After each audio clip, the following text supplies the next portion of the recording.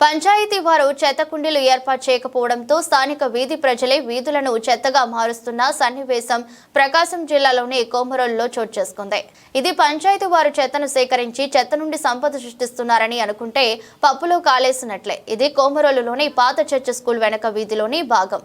ఇక్కడ దాదాపు 6 లేక 7 వీధులు ఉంటాయి. ఇక్కడ చెత్త వేసుకునే సౌకర్యం లేకపోవడంతో ప్రజలు చెత్తను ఇళ్ల నుంచి తెచ్చి రోడ్డు పక్కన వేస్తున్నారు.